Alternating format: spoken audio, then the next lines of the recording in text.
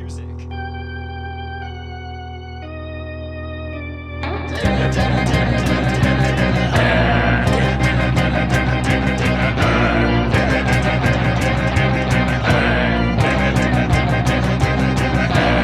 Bat is not a bat, he's a man who fights crime. And we're gonna watch him fight for a minute at a time. With John and Niall and a guest who doesn't rhyme. It's Bat Minutes!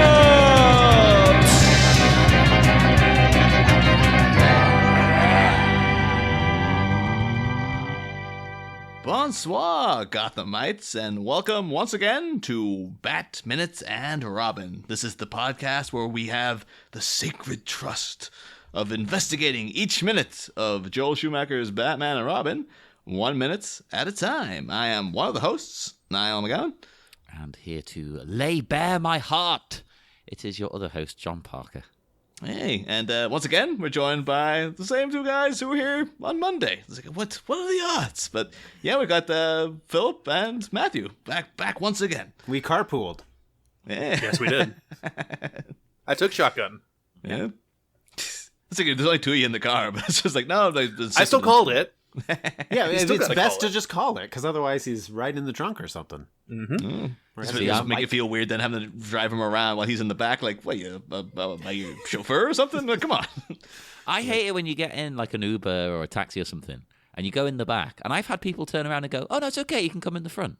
You don't want to. Well, and especially I nowadays, chose the back. Especially nowadays, that was like Yeah. a big safety thing. It'd be like, no, we want as much distance as possible in this case. But yeah, it is an odd thing to be like, maybe they're trying to be polite, but I've gotten think that they same are. type of thing. I've gotten that same type of thing too, where it's like, what do you think? You're better than me? Get in the front. Like, oh, look, man, I'm paying for this. Yeah, maybe I should just Exactly. give him my card that says, "Hey, I have social anxiety, and I'd rather not sit in the front. Thank you very much." Yeah. That would be a great setting on like the Uber app or something, because I just Yes. want to sit there. I don't want you talking to me about your day. That Leave is me actually alone. a good idea. Yeah, That's I very actually good had an idea. idea a while back for a silent barber. Like, it was a place that like you can go in. It's like, you don't want to have to do any awkward chit chat.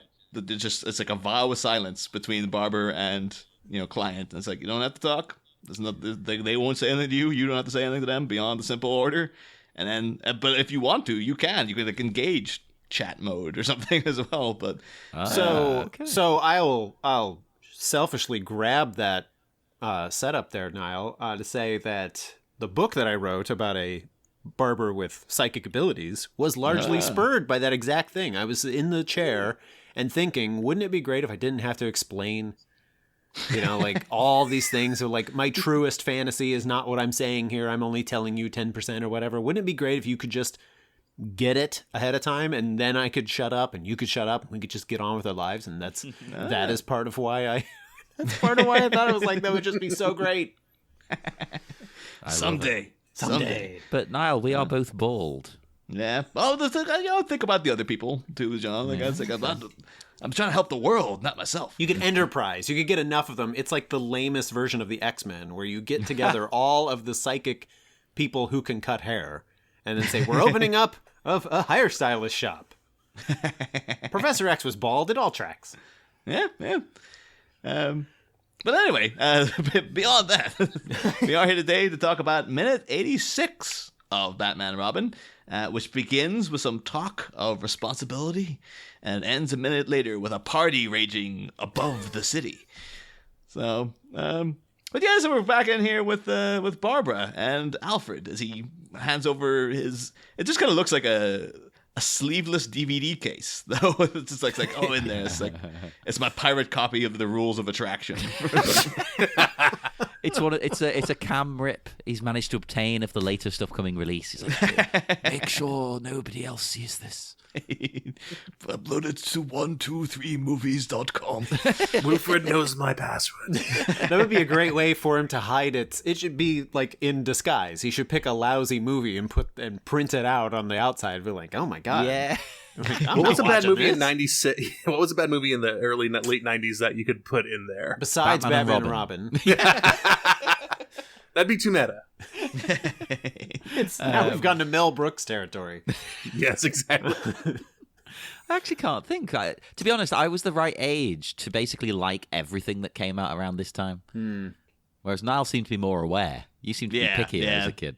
I was getting into a real I don't know if this Warriors of Virtue is for me. What about was Urban Legend out by now? Oh yeah, although I did actually watch Urban Legend and quite enjoyed it at the time. I did too, but I'm trying to think of a movie where it's like, you bought this? Why are we watching this? How about Escape from LA? Oh, that's a good one. I actually have a genuine affection for Escape from LA. Hey, don't spoil it, but we're going to be talking about that later. Just saying. Well, it's hey, it's a fun movie, like when you acknowledge that it's a bad movie. If that makes sense. Yeah, I was surprised in Star Wars Minute too. They didn't bring up during their coverage of Last Jedi that the ending of Last Jedi is lifted from Escape from L.A. Like the whole thing of Luke appearing as a hologram and stuff like that. It's like, that's what Snake Plissken did in Escape. You can't get away with it. Like, you can't not have a movie by movie show that's analyzing it in this detail, and they don't mention that. I think it's partly because that movie was underseen and or not seen as much, and not as much as the first one. And I think part of the reason why it wasn't seen as much is because it's not as good as the first one, but few sequels are, and I really enjoy it. I think if you can separate yourself from that case, and maybe it is the step, like you said, John, of accept that it's a bad movie, or at least that it's a B movie. Like this is like a grindhouse exploitation movie. Yeah. Then it kind of delivers a lot of stuff. It's got more fun in it than that, but. To the point, if you were going to disguise it, by and large, sure. Escape from LA, people would be like, no way. Exactly. There you go. Well, that's the weird thing, 'cause that's mainly the way you'd have to enjoy Batman and Robin, is just accepting the overall badness of it. But this minute is weirdly one of it's just like a proper film now for 60 seconds. Occasionally it'll just fall into being like a movie that you could actually they put it. It seems as if actors are acting properly in this. It's almost like they read a script and rehearsed it and performed it for us. What? Because this is quite touching with Alfred. He hands this over to Barbara, and she's like, "Well, what is it?" And he's like, "It's the sacred trust, of two men that I've had the honor of calling son." And it's like, holy moly, it really feels like Alfred's within minutes I'm gonna be out of here. So yeah, it's all coming out now and stuff. Well, I've got a lot of questions about this whole sort of thing though, because first off, he says that he's got to pass this along to Wilfred because he's basically the only one who can perform these duties in his absence. Why? Just because he's his brother? I don't think that's how it works, and certainly not legally. It was a pre-LinkedIn society, John. You can just hop on to secretive butlers or us. Well, it also seems pretty obviously a setup, and they're trying to stay with the theme of family. It's like, okay, I get it, but it's obviously a setup for Barbara to eventually try to crack it. But I think, John, I'm with you. It seems like if the main purpose here is this literally holds Batman's identity in it. Shouldn't Batman handle this? He should be in charge of hiring, not you. It was fair enough. Actually, that's a good point, because it was okay when Alfred was keeping the sickness from them, and he's like, I better get this done. Right. Before I can tell them. But now they know. So it'll be like, okay, so he could be trying to get in touch with Wilfred, and then Bruce could be like, oh, I already hired a guy. He's already got someone. Yeah, I already told him everything, so I guess we got to kill Wilfred now. Thanks a lot, Alfred. You got to open up. That's another thing. Why, from that angle, does it have to be Wilfred? Because Wilfred, it's not like he already knows. He won't know who Bruce is, surely. So that'd be a horrible thing, too. It's like, I have to keep the secrets of Batman and Robin now. It's like, I was hanging with the Maharaja there. Well, I had a great time. He's doing his own thing. He doesn't know what's going on back in Gotham. He's never been there, as far as we're aware. It might have also been an interesting way to bring Barbara into it if... I don't think Alfred had been looking for Wilfred prior to her showing up. I forget how the timeline works, but it might have been interesting if he had been like, oh, I am getting up there and I have to find a successor, and I thought I reached Wilfred, but instead I got Barbara. And then, you could have tied it in there as opposed to her, just crashing the place from Oxbridge and, oh, I have a real idea. I'm going to get you out of here.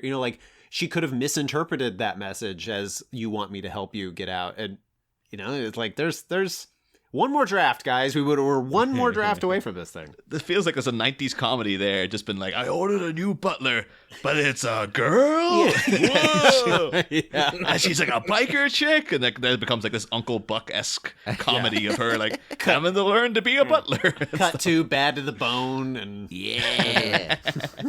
She has to look after the kids, and so inexplicably there's like a bunch of 9 and 10-year-olds around because it's the 90s. This is all the movies had. Like Macaulay Culkin-esque kids hanging about there too. But I did feel a bit bad. Imagine if Bruce heard this though. He might be simultaneously touched and also like, what, Dick's your son now? Like, I've known you for like 40 years, man. What the hell? You know You've this known guy this for like... kid for 5 minutes. Yeah. It's like, oh, it's like me? But you're lumping me in with him? Jesus, come on. Oh, bless. I get it. It's simplifying it because it's not to knock it. It's a simple movie, so whatever. We'll just gloss over that. Well, it's the type of thing too that I think maybe to give the movie some credit. I think all the Batman movies kind of trade on this, which is the culture's prior knowledge of these characters. Batman and Robin exist, and we know them. So only at this point where you're analyzing a movie minute by minute might someone say it's like. It is kind of odd because they did just sort of meet. But if Alfred is like every other human on the planet, he knows Batman and Robin are a big deal. So he would be honored by that. So it kind of like, the other movies do that too. And I think that's kind of where they're going for. It's kind of lazy too. There's probably a better way to strengthen it by making Robin more of a sympathetic character or something. But I think that's kind of where it is. It works well enough, and Goff is doing good work with it. I'm sure he was happy to get something to sink his teeth into. Yeah. Well, should at this point bring up as well, because we've mentioned several of the elements that created the character of Barbara Wilson. I was like, there's a little bit of Betty Kane in there, and there's a lot of Barbara Gordon, and there's Daphne Pennyworth, and this, that, and the other. Alfred talking about someone he's had the honor of calling son.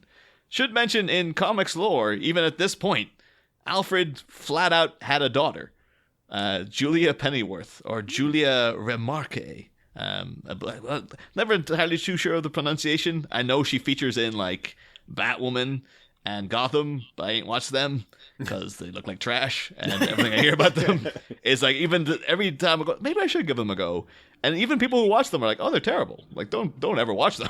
Gotham's hard. I'm not. I tried, and Gotham is hard. But the thing is, like, so Julia Pennyworth, she was introduced in the early 1980s, and he was Detective Comics 501 from 1981, and the storyline, The Man Who Killed Mademoiselle Marie. Mademoiselle Marie was an old character from DC Comics who was around like the 50s and 60s.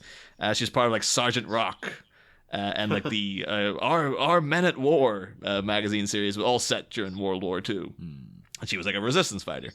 And it turned out in Batman continuity, Alfred knew her. Alfred and Lucius Fox were both involved in the French resistance against the Nazis during World War II. Oh, God, don't let the creators of the Pennyworth show hear that. They'll end up making him sleep with her. I've been looking into that. That's one I have been looking into. You freaking Aleister Crowley's in it? He's in the Pennyworth TV show. It's like, oh my God. All right. Okay. This one's going on. Okay, I didn't think it could get any better than Alfred sleeping with the Queen, but you've sold me on it with that. No, this is Penny Martha Wayne going to like Aleister Crow orgies. Aleister Crowley orgy. But holy moly. But yes, Alfred is lured over to France to investigate the murder of Mademoiselle Marie. And when he gets there, this woman, who also has her own like little squad of henchmen, this Julia, she's like, I think you killed Mademoiselle Marie, who was my mother. And Batman goes to help out, to see what the hell's going on. Alfred ends up attacking him, knocking him out because he's about to arrest Julia. And then there's a kangaroo court where she's like, I'm convinced that this man, because my mother died, she was shot, and the last thing she said when she was catatonic, and then she gave birth to me, she kept repeating the name Alfred over and over. So it must have been you, right? And then eventually Batman breaks out and he's like, I'm going to go find the murderer. He does. World's greatest detective, all that. And then afterwards, Alfred just kind of leaves with just like, well, we the audience know that she's his daughter, but she doesn't know that. He's just like, well, the light turned green. See ya. I'm away again. And well, eventually she does find out. She comes over to Gotham. There's another storyline where she's investigating her adopted father's death. This woman got no luck.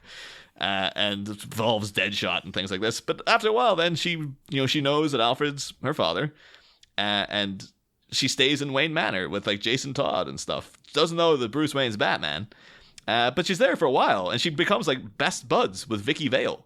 And there's like a whole thing where it's just like two women journalists for Picture magazine, constantly getting into scrapes. And I was like, they were a dynamic duo in of themselves. They had a plot where they actually got involved with Mr. Freeze at one point as well. And then at one point, Julia discovers that she loves Batman. And she actually grabs him and kisses him, like mid, adventure at one point. To the point where Bruce is just like, what the hell? Like, he's really taken aback by it and stuff. And Vicky's like, that's great, because I'm going out with Bruce Wayne. So, like, that's totally fine. You go after Batman. Because Vicky doesn't know that Batman is Bruce Wayne, blah, blah, blah, blah, blah. And yeah, eventually, like, Batman and Julia always have, like, a little flirtation going on. And then at one point, she sees Catwoman actively sacrificing herself to save Batman. And she's like, this lady clearly really loves the dude. He clearly really loves her, so I'm going to step away. But at this point, Vicky and Bruce have split up. She's like, that Bruce Wayne ain't bad looking either. So then she starts going out with Bruce Wayne. And eventually then it becomes too much of like Bruce is not committal and yada, yada, yada. And eventually, she leaves again. Crisis on Infinite Earth happens. She's retconned out for like a long, long time. And then, weirdly enough, Julia's back in the Scott Snyder New 52 stuff. Pops up like Batman goes to Hong Kong to investigate something, discovers Alfred's long lost daughter, and she kind of comes in and does a lot of things what she should have done the first time, where she's like, you abandoned me, you goddamn asshole. Yeah. Plus, as far as she knows, like she's like, you abandoned me, and what have you become? The butler to a spoiled billionaire. Yeah, that's kind of sad. Yeah, she's like, I can't believe that this is my father and stuff. And eventually she finds out that, like, Bruce Wayne is Batman, and that kind of wins her over. It's like, oh, you guys are actually doing something worthy with your time. Yeah, only just, though. I mean, he's not been the butler of Batman for that long. But she becomes Penny 2. That's the code names. Alfred's always Penny 1 when Bruce is speaking to him when he's out and about. And then, she's Penny 2, and she's very distinctive looking, because, like, back in the 80s, she's like, black bob haircut and stuff. But I think she's supposed to be Asian in the new version of it, and she's got this really cropped pixie cut and stuff. And, she's throughout that whole Joker Endgame saga, she's right there with Bruce and stuff. Like, she's a big part of that storyline. But, yeah, at this point, so... This version of Alfred, I don't know if there is a Julia out there somewhere in the Schumacher verse, but Alfred ain't looking for her, I'll tell you that. Well, he sowed his wild oats over the years. Potentially siring Barbara in the other version of this movie. Where he had to establish a legacy of future butlers. Yeah, because that's how it works. That's how it works. He's part of a butler cult. He was Johnny Butlerseed. Wandered the world creating future butlers. It's the only way it works, according to this, is your family have to be drafted in. His brother might not want to do it. He gets the call. He's like, oh, God damn it, I have to go. Sorry, I've got to go be a butler. I went halfway across the world to get away from you, and now I got to come back? He found me. So this parcel thing that he's got, this little package, so what's in it? Does it just contain evidence of who Bruce is to convince Wilfred to come? I think it's like a CD-ROM, yeah. It's just all the details. It is a CD-ROM, yeah. But that seems incredibly dangerous thing to just put out into the world. Oh, definitely. Yeah. And plus it's just got like, it's the classic thing of like, what's his password? It's the thing that's in a picture on his desk. Like, it doesn't take a genius to crack it. Your password strength is very low. Yeah. Oh yeah, that bar would be red underneath when he's typing that. No capitals even? Come on. Yeah, not a single number. But that's the thing though. And we'll be getting into this more as the scenes of Barbara hacking into go on, but like we had a thing in Batman Forever which seemed as if Alfred was the guy sowing the seeds for Dick Grayson to become Robin. He had the whole like, well, Robin will fly again, I promise you. And as soon as he showed up, it's like, I took the liberty, sir. Like, who's your tailor and all this business. And the things he's saying here, like, take it, but you must never open it. Wink. That's just saying, like, I know you're going to open it. Yeah. Just like in The Dark Knight, remember when Rachel Dawes gives Alfred, like, the envelope to give to Bruce. And he's like, oh, how will I know it's the right time to give it to her? And he's like, I didn't seal it. Because I know you're going to read it. Because just all the things, like, of course, like, I give you this top secret thing. Don't you look at it. And like, well, obviously I'm going to look at it now. And then the fact that, like, yeah, his password is so obvious. It's kind of like, and then she gets down there and it's like, well, I took the liberty of making you a suit and stuff. I think he might be like, he's Johnny Vigilante Seed, almost. Like, so many seeds. Sowing the seeds of butlers and, costume vigilantes. It might have been, and this is more like rewrite city here, so if not now, when? It might have been interesting if he would have thought the way to bridge the gap, to help Batman and Robin come together again is to bring in a third party. And, I mean, that's a stretch, though. Because I don't think the movie, like the context of the movie, seems pretty clear that we're supposed to take it literally, and that she's such an ace computer hacker. That's not hacking. That's just she's randomly typing. I know you're gonna cover the letter, but I mean it's like I get what you're saying. You hand a teenager something and say don't do it, they're gonna do it. So yeah, there's that. But I don't know. It just seems like I don't know. There's better ways to handle this. Like, she could have even found it. It might have even been interesting if they had, like, if he had said, alluded to, like, I have to find Wilfred, I have to do this thing, I have to get him this package, and then he, like, goes to sleep and she finds the thing. It's like, oh my God, here it is, I have to get it. Yeah, but instead he literally hands it to her and then she defies him. So, like, no. Those are, again, straight, because it's a thing he could give to Bruce or to Dick to be like, you need to take care of this now. Also but he gives it to her. So it is a bit like, well, if I should happen to leave this here, I sure hope no one finds these top secret documents inside. Homer, don't eat this pie. Yeah. All right, CD-ROM, like, I'm going to keep doing this. And if somebody hacks you, it's your own fault. I do love... like especially in the 90s, the movie version of hacking. As you say, she's just guessing passwords, basically. Yeah. Oh man, that isn't hacking. And I know. Oh, and then the Jurassic Park actually has the best one. Yeah, I'm just moving over a Unix system. That's all. What's the thing is it called? Like Tim calls her like a computer nerd. She's like, I prefer hacker or something. It's like you're 12 years old and it's 93. What the hell are you doing, kid? You're not hacking anything. Now, if they told me that they were phone freaking, I'd be a little bit more interested, like Matthew Broderick in War Games. Yeah, that was a little. I'm like, okay, you got it. You know what you're doing. I thought as well. Alfred here, he smiles, at Barbara, and says how much she looks like her mother, which I found a bit weird because, we've talked about it. He loves that mother. Well, that's the thing, yeah. It's almost like, because we know that the picture of Peg is the old lady from Titanic, like, but there is also, you wonder if there was ever a temptation for them to be like, can we like old timey up Alicia Silverstone's hair and then have her pose for the photo? Oh, that'd be cool. And there you go, actually, and then why not? And you can have, Bruce keeps having all these flashbacks to young him and Alfred. Alfred occasionally looking over and seeing like a young version of him walking with Alicia Silverstone and stuff, and then like, oh yeah, I remember back in the day and stuff. But it's the weird thing is because it's like Wilfred's his trying to work out what the hell like they convoluted this into now. It's like Wilfred's his brother, and his sister is Peg. Is that what they landed on now? Yes, I think that's right. So yeah, there's at least three. Yeah. There's at least 3 Pennyworth siblings that we know of. Yeah. Alfred, Wilfred, and Margaret.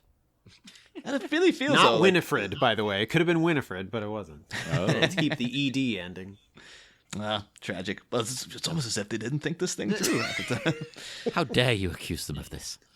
No, I think this would work way better, though, of him saying, like, you look so much like your mother, and it having the layer there of, like, she could be his kid. And because now it is, it's like, it's nice that they're always thinking of his sister and stuff, but it doesn't have a picture of Wilfred on his desk. Like, but if it was an old flame, it's like, yeah, man. And I think this would resonate a lot more if it were like, I'm on my deathbed, but you remind me of my youthful running arounds. No, I old find that England. weirder. I find that creepy. You wouldn't say that to someone like, you look like the woman I used to really have a thing for. Looking over at the other bed and remembering tussle he's had. Yeah. It also would again bring up the problem, like, well, his youthful dalliances, she's like 16 and he's 205 and stuff. Like, the math just doesn't add up at all. Oh, leave him alone. The poor guy's dying. It's about 16 years ago I went to a Lazarus pit and I get why they wouldn't cast. I know you guys have often talked about how, parts of Robin seem like they're written for a teenager when we have this 30-plus-year-old man.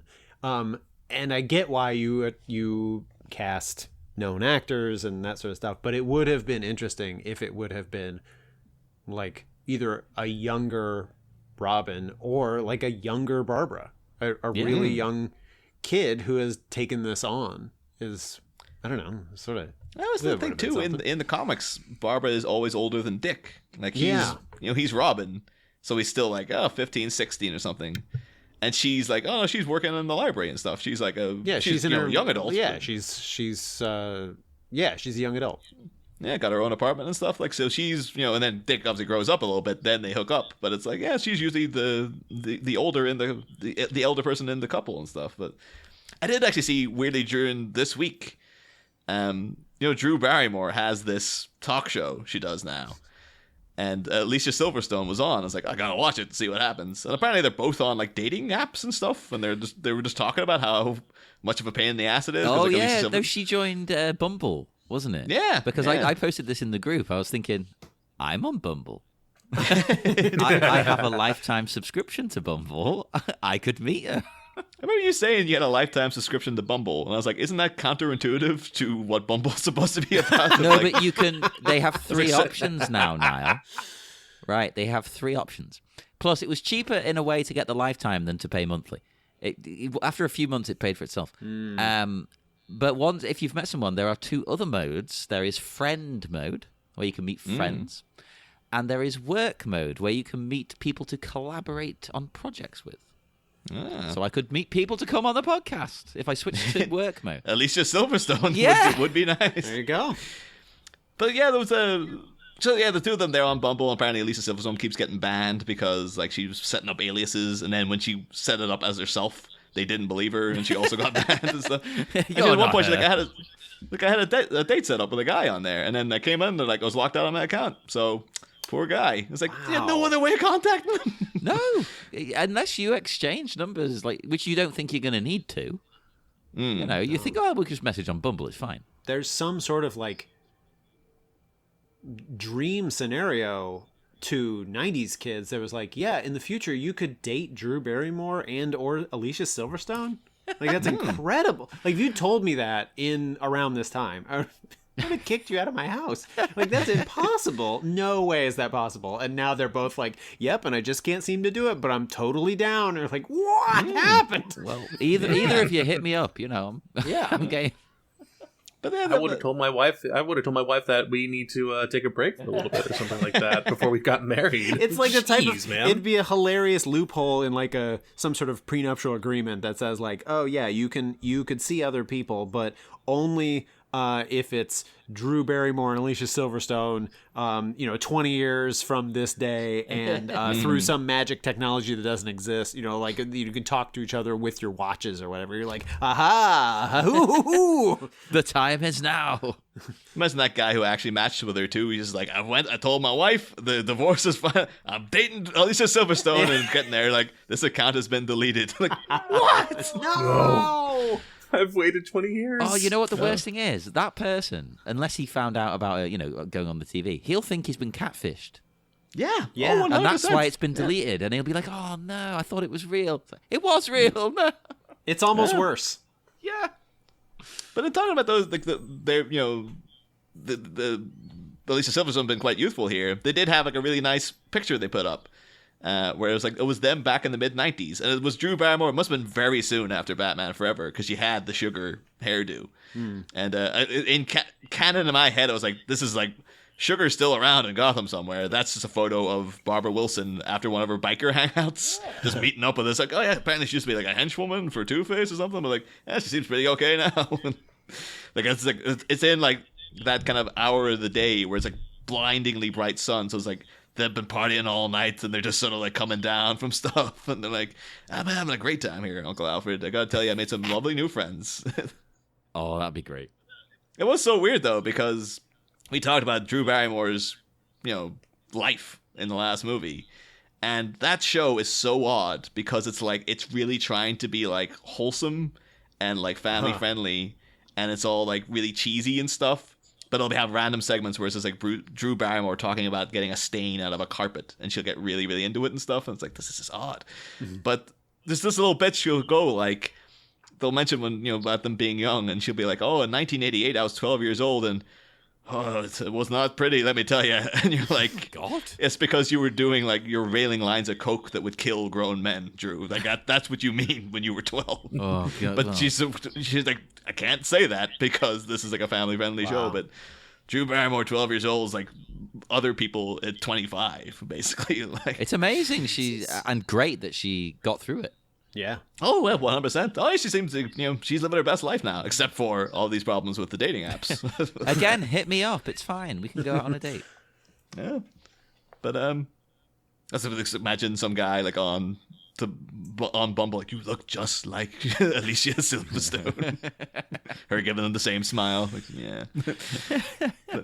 I get that all the time. Yeah. Well, why you say you're Alicia Silverstone? Because she is Alicia Silverstone, you moron. Pulls out a gun. Oh. It's Chris walking there. But yeah, then we cut to Gotham Observatory for this yet another party. Yeah, there you go. These guys keep on rolling. This party's weird to me as well. So everyone is here for the dedication of the new telescope. It's the hip event of the season, folks. Gotham just loves partying. It doesn't matter how many times it gets crashed by a supervillain.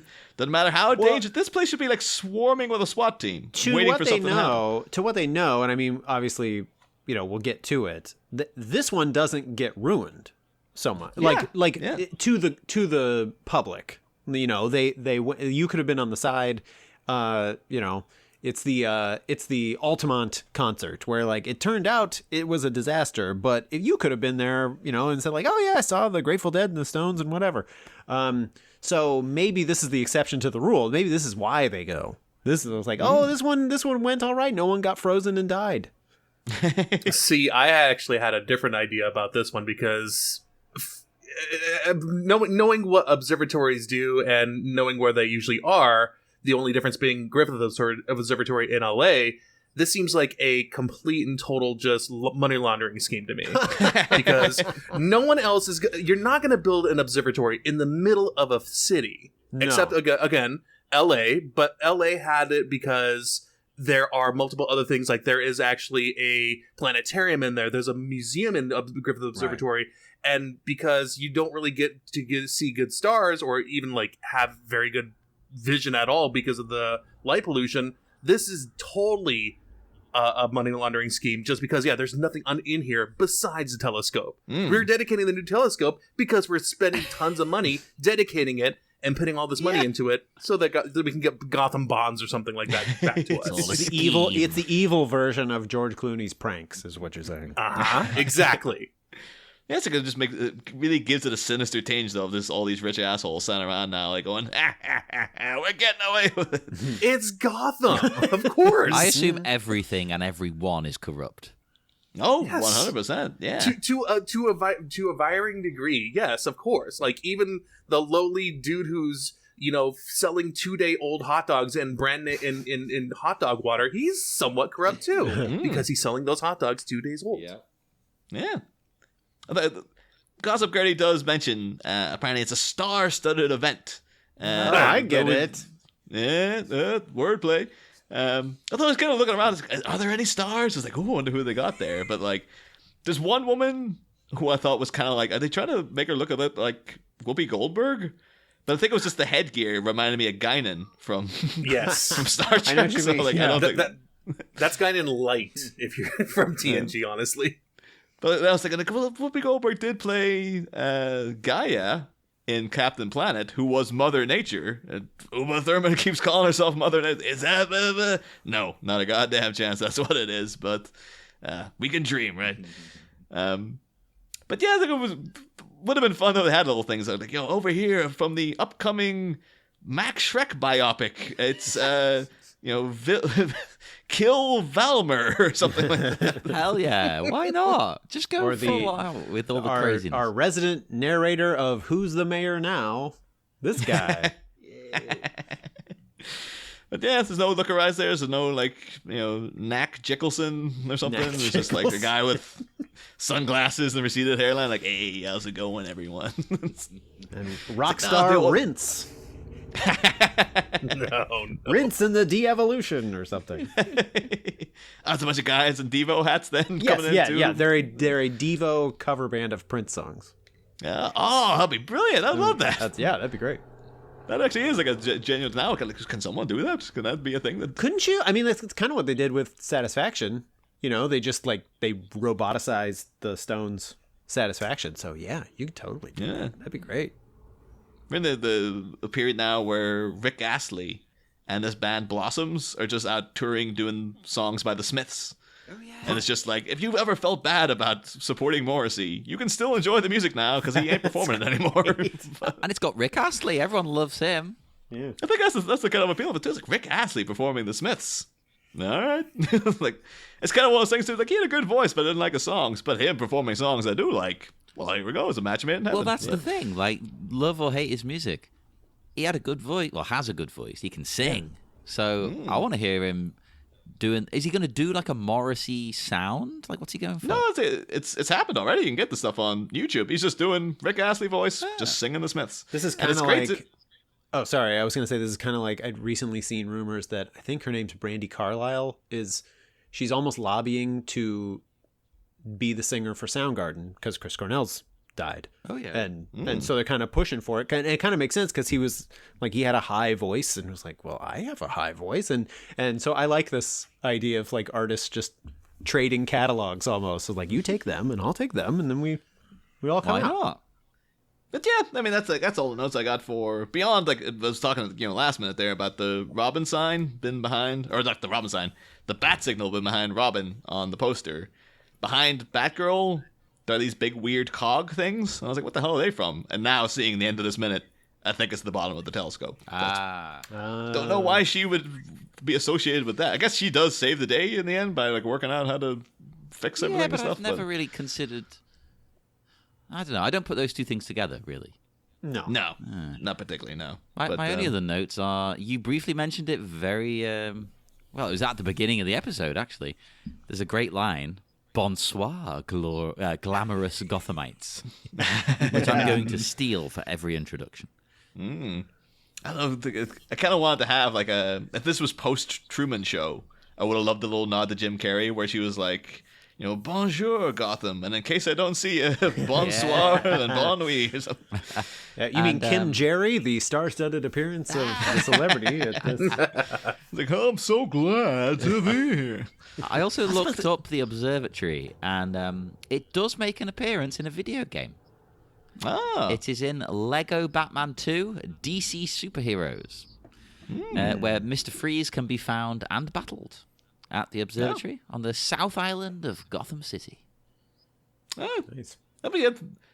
But good for them. Yeah, that was pretty cool. I had the first Lego Batman back when that came out, whenever the hell that was, but I never played the second one. I gotta say, my son has DC Supervillains, Lego DC Supervillains. That one looked better. Yeah. It's great, and if nothing else, he was starting it up, and I'm like, and I'm hearing the voices, and I'm like, is that Clancy Brown? That's Clancy Brown. Is that Mark Hamill? That's Mark Hamill. Is that Michael Ironside? Is that Kevin Conroy? And they went all out and got a lot of the animated series voices. So it's new Harley. I'll tell you right now, it's not Arlene Sorkin. But yeah, hearing Clancy Brown and Mark Hamill doing like cutscenes and stuff. I'm like, oh my god, this is just the greatest. It's worth it for that alone. Holy It crap. is great. I did have one other thing about these minutes, which was we're kind of repeating ourselves again, where it's like it's another extravagant party, and we're back at the same place. We've done it. But the other funny thing is, like, I couldn't get over the fact that they covered that thing with a huge sheet, and I'm like, God, that sheet must have cost $1 million. Yeah. That's just gonna lie there too. People are gonna have to like walk all over it, I guess, because like there's not much room in the observatory. No. So It's also comes kind of down dumb to hide it, because I'm like, I know what that is. yeah. It turned out it was a giant book. Giant book. I like disguising things as other things. Like you wrap someone like a present, but Right. you completely change the shape of the box. It's like it's not box shaped, now it's spherical. And they're like, what the hell is it? And then they unwrap everything and it's a book. Okay, thanks. We've been talking about repeating things though. Like I guess we'll get into it more in later minutes, but like Ivy and Freeze's plan has been made clear there last week, where it's like you're gonna freeze to save the planet. You're going to, for the ecosystem, you're gonna freeze the world, and then it'll thaw, and it'll be me and you with my weird mutant plant hybrids. And it is kind of like, didn't the Penguin come up with this whole stop global warming, start global cooling, turn the world into a giant icebox? Yeah. It's like, that was did he actually make that part of his campaign? And Pamela Isley was like, you know what? That Mayor Cobblepot guy, or would have been Mayor Cobblepot guy, I always supported his giant icebox idea. Like, she's just been gunning for it since day one. She is I'm trying to really reach, but she's like a Penguin-anon devotee. Oh. So she believes that election was rigged against the Penguin, and then she's read all the books and was like, oh yeah, he had this plan. So yeah, she's been radicalized.